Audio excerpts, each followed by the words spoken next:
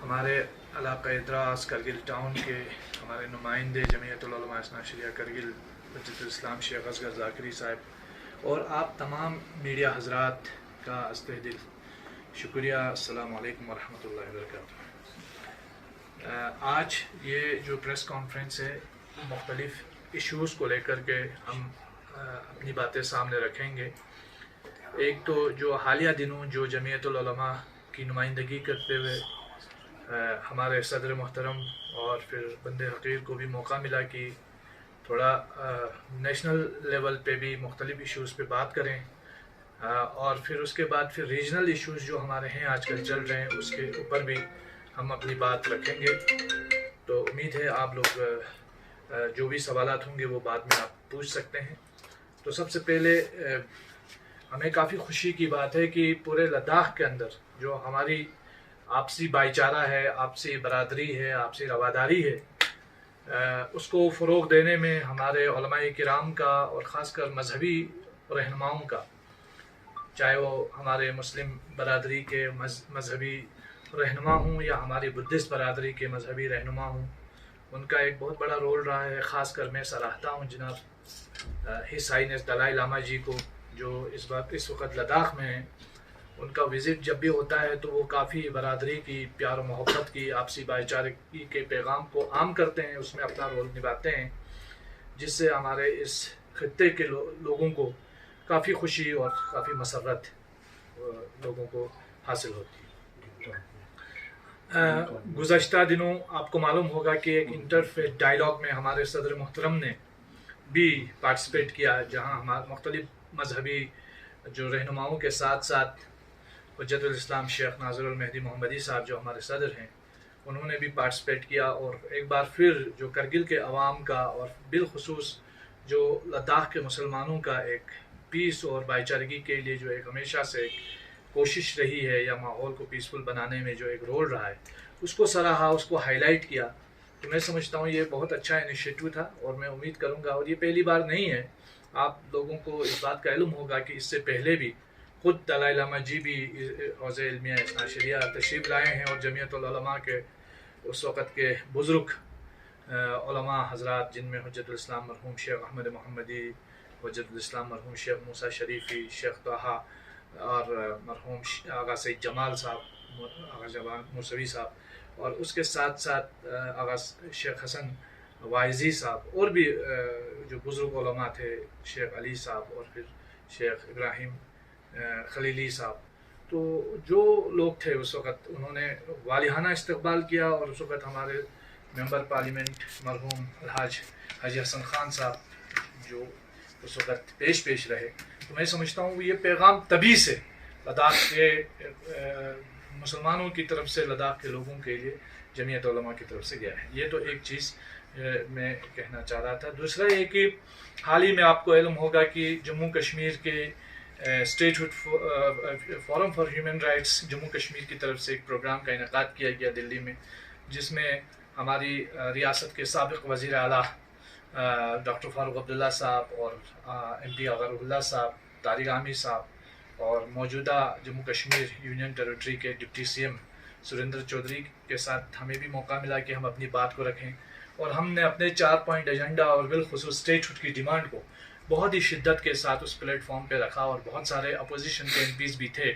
तो उम्मीद है उन्होंने हमसे वादा भी किया है जो अपोजिशन के MPs हैं, और गालिबन 2 रोज़ कबल राहुल गांधी जी ने उस इशू पे बात की जो स्टेटहुड का इशू था जम्मू कश्मीर का, लद्दाख का। और इसके साथ साथ फिर चूँकि आलमी हालात आप सबके सामने हैं, मसले फ़लस्तीन आप लोगों के सामने है, तो मसले फ़लस्तीन के हवाले से भी एक कॉन्फ्रेंस में हमें मौका मिला, और मसले फ़लस्तीन के हवाले से भी नेशनल एक सेमिनार में, जिसमें ख़ुद फ़लस्तीन के सफ़ीर भी मौजूद थे, वहाँ हमें अपनी बात रखने का मौका मिला। और हमने मसले फ़लस्तीन पर और गाज़ा में जारी जो एक कत्ल व गारतगरी का सिलसिला है, उसकी भी मजम्मत करते हुए अपनी बात सामने रखी। और आपकी खिदमत में ये भी अर्ज़ करें कि इंडिया पैलेस्टाइन सॉलिडरिटी फोरम के साथ, जिसकी सेंट्रल कमेटी जो नेशनल कमेटी है, सेंट्रल कमेटी के मेंबर होने की हैसियत से जमीयतुल उलमा इस्ना शरिया भी उसका सेंट्रल कमेटी मेंबर है इंडिया पैलेस्टाइन सॉलिडरिटी फोरम का।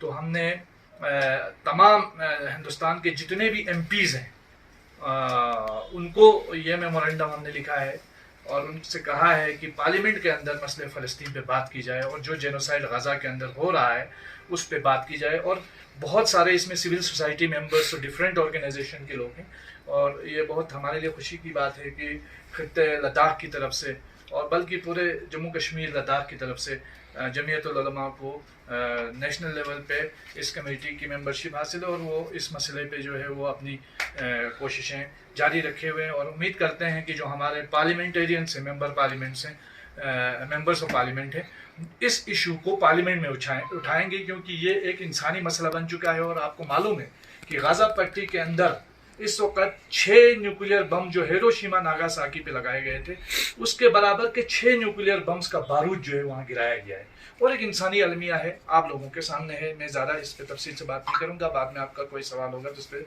ज़रूर बात होगी। रीजनल इशूज़ की तरफ जिसकी तरफ बात करना बहुत ही लाजमी है और ख़ासकर जब से यूनियन टेरिटरी बनी है बहुत सारी चीज़ों में हमारे लोगों की शिकायतें हैं कि कोई अकाउंटेबिलिटी नहीं होती है, कोई अकाउंटेबल इदारा नहीं है जिससे लोग सवाल करें। क्योंकि हमारे जो ब्यूरोक्रेट्स यहाँ हैं हो सकता है ज़ाती तौर पर बहुत अच्छे लोग भी होते हैं, लेकिन ब्यूरोक्रेसी का एक मसला ये है कि वो आवाम को जवाबदेह नहीं होते हैं क्योंकि हमारा वोट लेकर के तो वो आते नहीं हैं। तो इसलिए हमने रिक्वेस्ट की है कि लद्दाख के अंदर एक ह्यूमन राइट्स कमीशन बनाया जाए और ये लेटर हमने हमारे ऑनरेबल लेफ्टिनेंट गवर्नर जो फॉर्मर हमारे लेफ्टिनेंट गवर्नर थे BD मिश्रा साहब को 27 जून को हमने ये लिखा था। तो उम्मीद करते हैं कि इसको हम फॉलो अप करेंगे और कोशिश करेंगे और हमारी ये मांग भी रहेगी कि लद्दाख में एक ह्यूमन राइट्स कमीशन का जो है इस्टेब्लिश किया जाना बहुत ज़रूरी है ताकि यहाँ के लोगों के जो इश्यूज़ हैं उसको जो है वो अकाउंटेबल बनाया जाए, जो ऑपरेटिंग एजेंसीज़ हैं उनको अकाउंटेबल बनाया जाए और लोगों के मसले मसाइल और लोगों को दरपेश मुश्किलात का कोई ना कोई हल निकल जाए और ये बहुत ज़रूरी है। हाल ही में आपने ये भी देखा होगा कि हमने एक डिमांड लेह से उठी थी, खासकर लोअर लेह कॉन्स्टिट्यूएंसी में डिलिमिटेशन की बात को लेकर के। तो जमीयतुल उलमा इस्ना शरिया करगिल जो है अंजुमन मोइनुल इस्लाम की इस मांग को हम पूरी तरीके से सपोर्ट करते हैं और हम चाहते हैं कि डिलिमिटेशन हो और न सिर्फ लोअर लेह कॉन्स्टिट्यूएंसी में डिलिमिटेशन हो बल्कि लेह के अंदर छुशोत के अंदर भी डिलिमिटेशन की बहुत ज़्यादा ज़रूरत है और तुर्तुक तख्शी वगैरह में भी डिलिमिटेशन की ज़रूरत है। इसके साथ साथ ये जो हमारे बेम्बट कॉन्स्टिट्यूएंसी में, क्योंकि करगिल की सबसे बड़ी कॉन्स्टिट्यूएंसी है, उसमें भी डिलिमिटेशन की ज़रूरत है और वो तमाम जगह वो तमाम आइडेंटिटीज़ को रिप्रेजेंटेशन मिलने का पूरा हक़ है, उनको वो हक़ मिलना चाहिए। ये एक जो हमने अभी हाल ही में ऑनरेबल LG साहब से ये बात की। थोड़ा हम इश्यूज़ पे बात करते हैं और इन इश्यूज़ में एक अहम इशू है इस वक्त जॉब्स से रिलेटेड। आपको मालूम होगा कि बहुत सारे जॉब्स पे वावेला और हाहाकार मचा हुआ था पिछले कई सालों से। जब से UT बना है तब से लेकर जॉब्स को लेकर लोग परेशान हैं कि लोगों के पास जॉब्स नहीं है, एक भी गेजेटेड पोस्ट की नौकरी अब तक नहीं मिली है। हालांकि जो लद्दाख सर्विस सबऑर्डिनेट रिक्रूटमेंट जो बोर्ड है उसकी तरफ से सिलेबस इशू हुआ है, कुछ पोस्ट का एडवर्टाइजमेंट भी हुआ है, लेकिन UPSC की तरफ से अभी तक कोई सिलेबस का ऐलान नहीं हुआ है। तो हम जल्दी ये रिक्वेस्ट करते हैं कि जल्द अज जल्द UPSC के ज़रिए भी जो हमारे गेजेटेड पोस्ट्स के लिए जो है जल्द अज जल्द सिलेबस दिया इशू होना चाहिए। और इसके साथ साथ बहुत सारे ग्रीवेंसेस हैं, खासकर करगिल की ग्रीवेंसेस है, करगिल के यूथ्स की ग्रीवेंसेस हैं। करगिल सर्विस सबऑर्डिनेट रिक्रूटमेंट जो बोर्ड है इसके पास तकरीबन 841 पोस्ट अभी तक हमारे पास वैकेंट है, लेकिन जो अभी हाल ही में एडवर्टाइज हुए हैं वो 473 पोस्ट का हुआ है। तकरीबन अराउंड 300 या 300 से ज़्यादा जो पोस्ट हैं वो यहाँ पे अभी तक जो है एडवर्टाइज नहीं हुए हैं। उसका रीज़न चीफ सेक्रेटरी साहब को उसका जवाब देना चाहिए। हमारे हिल काउंसिल से भी अपील है कि वो इस पर खामोश न बैठें और अपनी बात सामने रखें। और हम देखते हैं कि बहुत सारे जनरल लाइन टीचर्स हैं, उसका तो एडवर्टाइजमेंट नहीं हुआ है। इलेक्ट्रिक इंजीनियर्स का है पोस्ट से, उस पर उसका कोई एडवर्टाइजमेंट नहीं हुआ है। तो ये जो नाइंसाफ़ी है ये करगिल के साथ नहीं होनी चाहिए। और जिस तरीके से हमने देखा कि लेह डिस्ट्रिक्ट के अंदर 547 पोस्ट में से 530 पोस्ट जो है वो एडवर्टाइज हुए हैं, लेकिन करगिल की जहां तक बात है 841 पोस्ट में से 473 पोस्ट जो है वो एडवर्टाइज हुए हैं। और हम ये भी सुनते हैं कि बहुत सारे हमारे डिस्ट्रिक्ट कैडर के पोस्ट जो है वो शिफ्ट करके लेह लिया जा रहा है।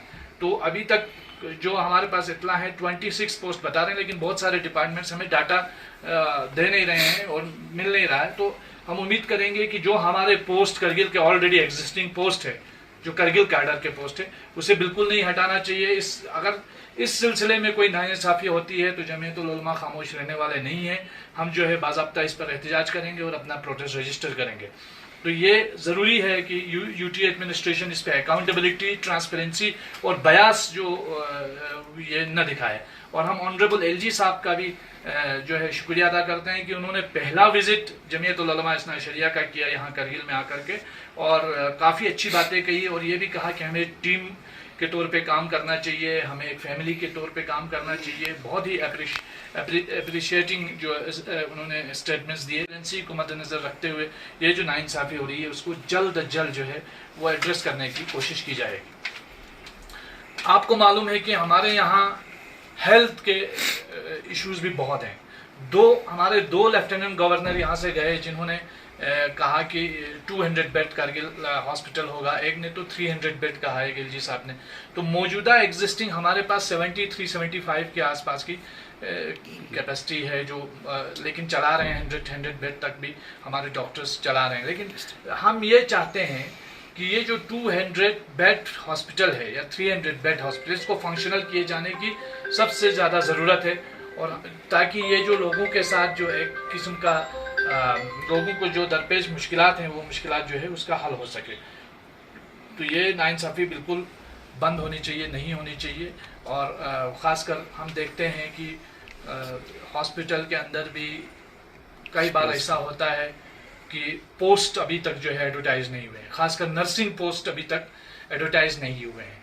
तो ये जो नर्सिस हैं जिनको आउटसोर्स के ज़रिए जो है वो हायर किया जाता है और उनको पूरी तनख्वाह भी नहीं मिलती है, और जो एजेंसीज रिक्रूट करती हैं कुछ अमाउंट वो भी ले लेती हैं। तो ये एक ऑर्गेनाइज्ड स्ट्रक्चर्ड स्कैम है, करप्शन है। तो ये आउटसोर्सिंग एक स्कैम है, ये स्कैम लद्दाख में बंद होना चाहिए। इस पे बाज़ाब्ता जांच बैठनी चाहिए कि ये क्यों आउटसोर्स किया जा रहा है, ये स्कैम क्यों हो रहा है। तो इसलिए हमारी रिक्वेस्ट है कि परमानेंट जॉब्स जो सरकार ने भी वादा किया है, हाई पावर्ड कमेटी के साथ वादा किया है, तो वो परमानेंट जॉब्स मिलना चाहिए, चाहे नर्सिस को हो, पैरामेडिक जितने भी हैं, तो डॉक्टर्स की पोस्ट हैं उनका भी एडवर्टाइजमेंट होना चाहिए।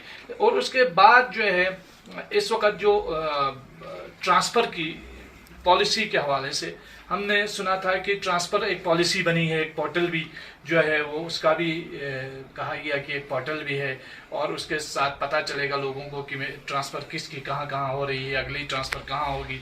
तो इस तरह के ट्रांसफ़र पॉलिसीज़ जो है एक मुरतब की गई है, लेकिन वो आज तक इम्प्लीमेंट नहीं हो पाई। न एजुकेशन लाइन में ट्रांसफ़र पॉलिसीज़ इम्प्लीमेंट हो रही है सही से, और न ही ये जो हेल्थ डिपार्टमेंट में ट्रांसफ़र पॉलिसी सही से इम्प्लीमेंट हो पाती है। इस वजह से क्या होता है, जो गरीब मुलाजिम है, जिनकी कोई अप्रोच नहीं है, जिनका कोई पुरसान हाल नहीं है, वो सफ़र हो जाते हैं। वो दूर दराज इलाकों में ईचू से लेकर जांस्कार और पता नहीं हर जगह चांगथांग तक वो चले जाते हैं। लेकिन जो सोर्स वाले लोग हैं, जो जिनकी पहुंच है, वो करगिल टाउन से बाहर निकल नहीं पाते हैं, वो निकलते नहीं हैं। तो ये नाइंसाफ़ी है, इस नाइंसाफ़ी को ख़त्म होना चाहिए। और एक चीज़ इसमें यूटी एडमिनिस्ट्रेशन को भी अपना रोल निभाना चाहिए। और इसके साथ साथ हम एक चीज़ और, ये जो एजुकेशन से रिलेटेड है, कि हमारे बहुत सारे लेक्चरर्स हैं उनको प्रमोट किया गया है, लेक्चरर प्रमोट किया गया है टीचर्स को। तो लेकिन ये नहीं बताया गया है कि ये जो प्रमोशन है ये वैकेंसीज को फिलअप करके किया गया है और कैसे किया गया है, इसका बेस क्या है। क्योंकि अगर वैकेंसीज को फिलअप करके किया गया है तो जो हमारे एजुकेटेड यूथ्स हैं उनके फ्यूचर का क्या है, कौन जिम्मेदार है, तो ये अकाउंटेबिलिटी कौन सेट करेगा। इन तमाम चीज़ों का जो लेना देना है वो अकाउंटेबिलिटी से है, शफाफियत से है, एहतसाब से है। अकाउंटेबिलिटी बहुत ज़रूरी है। अकाउंटेबिलिटी ना होने की वजह से लद्दाख के लोग सफ़र हो रहे हैं, और अकाउंटेबिलिटी सेट होनी चाहिए। और अनफॉर्चुनेटली जब से यूटी बनी है तब से कोई अकाउंटेबिलिटी नहीं है। इसलिए ये ह्यूमन राइट्स कमीशन का गठन भी बहुत ज़रूरी है, ताकि इसके थ्रू जो है कम से कम कुछ मिनिमाइज कर सकते हैं इन प्रॉब्लम्स को। हम नहीं कह सकते कि पूरी तरीके से ख़त्म कर सकते हैं। जैसे पुलिस से रिलेटेड हमारे बहुत सारे मसाइल हैं कि हमारे IRP जो बटालियन 25 बटालियन है 1984 से लेकर के 1987 के जो बैच है उनका अभी तक प्रमोशन नहीं हुआ है, बिल्कुल वो प्रमोशन, हालांकि कोर्ट की डायरेक्शंस भी है, लेकिन जबकि जम्मू कश्मीर में ये सब इंस्पेक्टर बन गए हैं अभी तक, लेकिन यहाँ एएसआई तक भी नहीं बनता है, अभी तक हवलदार हैं। तो इससे साफ जाहिर होता है कि लद्दाख में कितना एक अंधेरा है, कितना इनजस्टिस है। प्रमोशन के इस मसले को जल्द अज जल्द हल किया जाना चाहिए। साथ में हमारे जो यहाँ पे जराइम में जो अफराद फंसते हैं उनको लेह जेल भेजा जाता है, हालांकि बहुत सारे लोगों को सफ़र होना पड़ता है।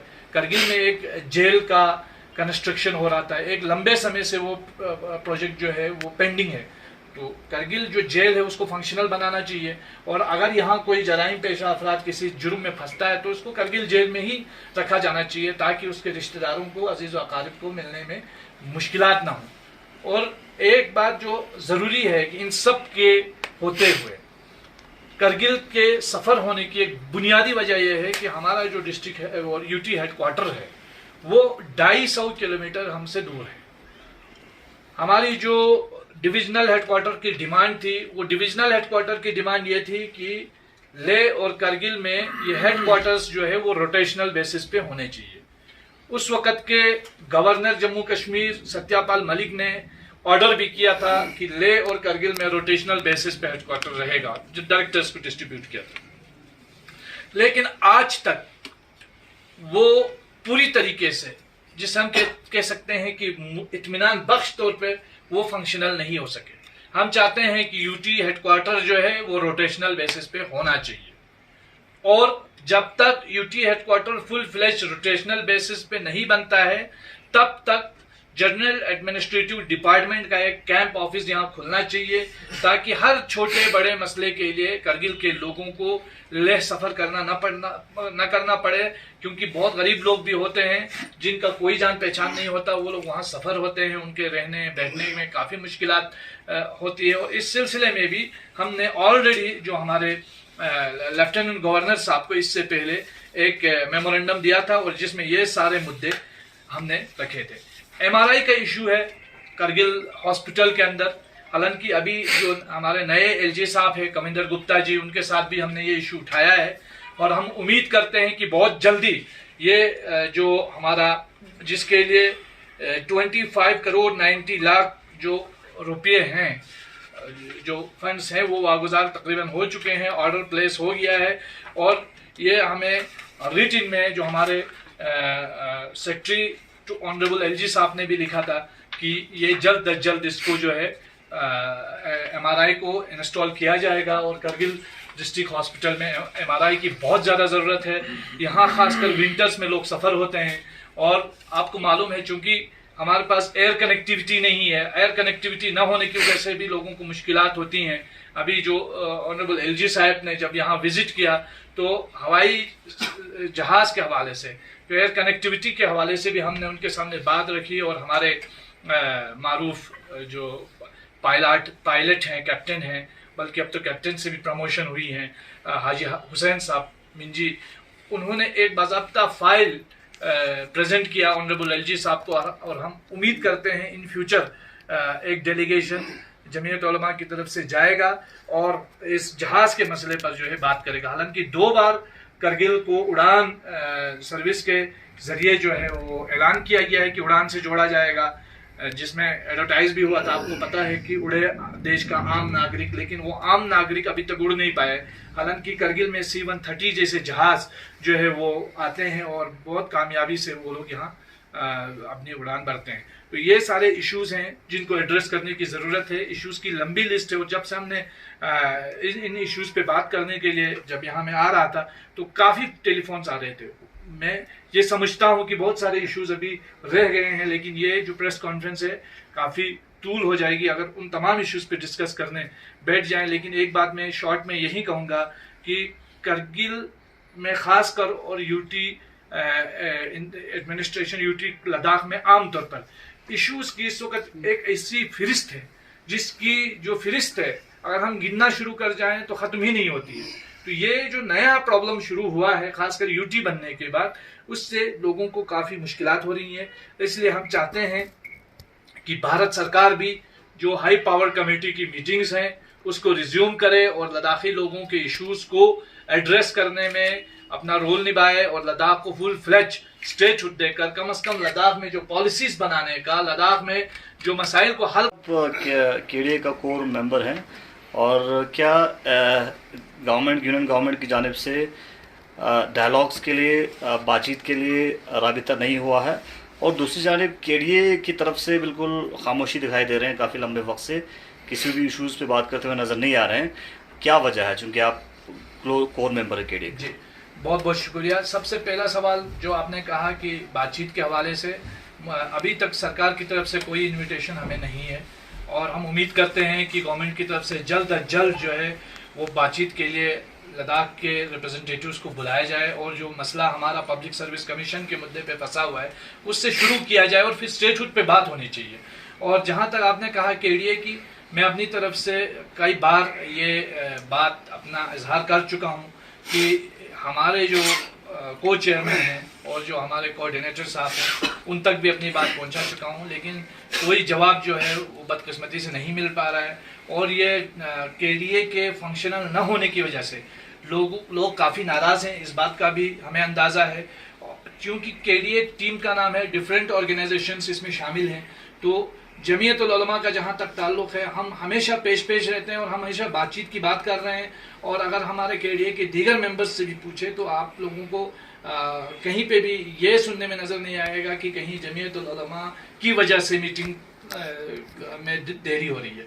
हम लोग हमेशा से ये कह रहे हैं कि जल्द अज जल्द मीटिंग होनी चाहिए, क्योंकि हमें आवाम के सामने बड़ी बातें की हैं। हमने कहा कि हर ब्लॉक में जाके मीटिंग करेंगे, हमने कहा हर महीने में एक मीटिंग रखेंगे, लेकिन अभी तक वो पूरा नहीं हो रहा है। बल्कि जमीयतुल उलमा इस्ना शरिया करगिल का तो ये मौक़िफ़ भी है कि केडीए में ये जो हम हैं मेंबर्स, इसके अलावा भी जो हमारे सीनियर मेंबर्स, जिसमें हमारे फॉर्मर एमएलएस हैं, फॉर्मर सीईसीस हैं, फॉर्मर एमपीस हैं, फॉर्मर एमएलसीस हैं, उनको भी शामिल किया जाना चाहिए ताकि हम उसको और मजबूत कर सकें।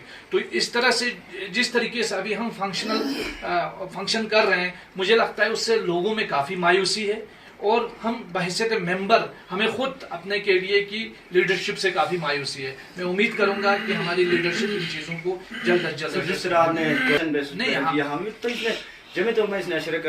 फ्लेज हेडक्वार्टर के आज हम प्रेस कॉन्फ्रेंस के थ्रू डिमांड कर रहे हैं। शुरू में भी आपको मालूम है जब डिविजनल स्टेटस की मांग हुई थी तो उसकी जो मुहिम, उसका जो मोमेंट भी शुरू हुआ था वो यहीं से शुरू हुआ था। और जमीयतुल उलमा इस्ना शरिया का एक बहुत बड़ा रोल है करगिल के लोगों के इश्यूज को रेस करने में।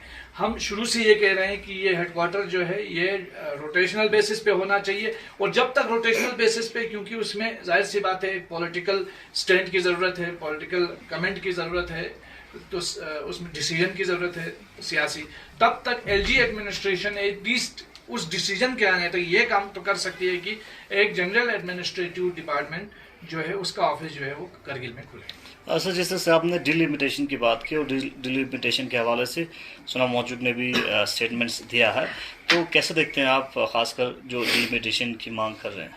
देखिए, डिलिमिटेशन ना मैंने करना है ना सोनम वांगचुक ने करना है। अगर कोई अपनी राय दे रहा है तो मुझे लगता है उस वक्त ये ख्याल रखना चाहिए कि जैसे सोनम वांगचुक साहब के उस डिलिमिटेशन वाले पॉइंट्स से मैं बिल्कुल भी एग्री नहीं करता हूँ और ये नाकाबिल कबूल है कि आप कहें कि एक कम्युनिटी को डिलिमिटेशन में ज़्यादा सीटें मिलेंगी और दूसरी कम्युनिटी को कम सीटें मिलेंगी। ये बिल्कुल एक्सेप्टेबल नहीं है। डिलिमिटेशन पॉपुलेशन के बेस पे होगा और हम उम्मीद करेंगे उसमें जो ले अपेक्स बॉडी और करगिल डेमोक्रेटिक अलायंस भी बैठ के डिलिबरेशन करेगी। तो इस तरह मीडिया में स्टेटमेंट्स देने से लोगों में एक बहुत बड़ा एक मिसअंडरस्टैंडिंग पैदा होती है। तो इस तरह के बयानात से इज्तनाब करना चाहिए। और जहाँ तक आपको बात है, अभी हाल ही में हमारे यहाँ जो डिस्ट्रिक्ट्स बने हैं तो उसमें भी हमारा ऑलरेडी करगिल के लोग सफ़र हो रहे हैं, क्योंकि हम लोग शुरू से ही विक्टिम बन रहे हैं। जब से यूटी बनी है सबसे बड़ा विक्टिम इस यूटी का करगिल के लोग हुए हैं। जो डिस्क्रिमिनेशन खासकर हमारे सांगकू सब डिवीजन के लोगों के साथ, सांगकू बरसो सुरू के इलाके के लोगों के साथ और शकर चिकटन और ये वखा इलाके के लोगों के साथ हुआ है। हम लोग डिमांड कर रहे हैं शुरू से कि जिस तरीके से आपने दूसरे डिस्ट्रिक्ट्स बनाए हैं जो हम वेलकम करते हैं। खासकर हमारे द्रास के लोगों की एक लंबी डिमांड थी कि हमें डिस्ट्रिक्ट स्टेटस मिले, आपने दिया। संस्कार के लोगों की एक डिमांड थी डिस्ट्रिक्ट स्टेटस मिले, आपने दिया। इसी तरह नुब्रा, चंगथंग और शम के लोगों को भी डिस्ट्रिक्ट मिला है। बहुत बहुत शुक्रिया। बहुत अच्छी बात है, खुश आइन बात है, लेकिन शाम को सुरू और शकर चिकन के लोगों को महरूम रखना, हम समझते हैं कि ये कुछ खास बुनियादों पर ये फैसले लिए गए हैं और एक खास जो लोगों को जो है आपने डिसएनफ्रेंचाइज करने और उनको माइनॉरिटी बनाने की एक कोशिश की है जो नाकाबिल कबूल है और ये अनएक्सेप्टेबल है। कहा कि कई बार आपने भी कहा कि मीटिंग्स रखा जाए, तो चूंकि जमीयत उलमा एक अहम रिप्रेजेंटेटिव है केडीए में, तो जमीयत उलमा की रिप्रेजेंटेटिव की बातें केडीए की को चेयरमैन क्यों नहीं सुन रहे हैं? ये तो आपको चेयरमैन दोनों से कभी प्रेस कॉन्फ्रेंस, आपको क्या लगता है? मुझे तो यही लगता है कि ये लैक ऑफ सीरियसनेस लगती है, इसमें कहीं ना कहीं लैक ऑफ कमिटमेंट लगता है।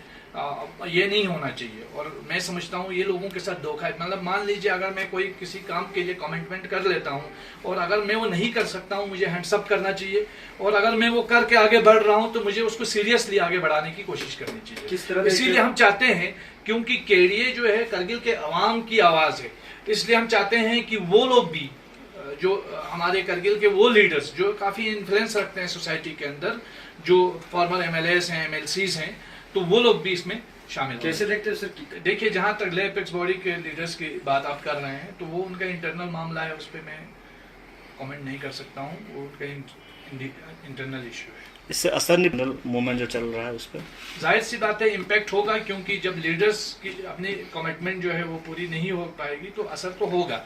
इसीलिए ज़रूरत इस बात की है, हमें रीथिंक करने की ज़रूरत है और रीफोकस करने की ज़रूरत है अपने इश्यूज़ पे, और अपने कमिटमेंट पर थोड़ा हमें फिर से ध्यान देने की ज़रूरत है।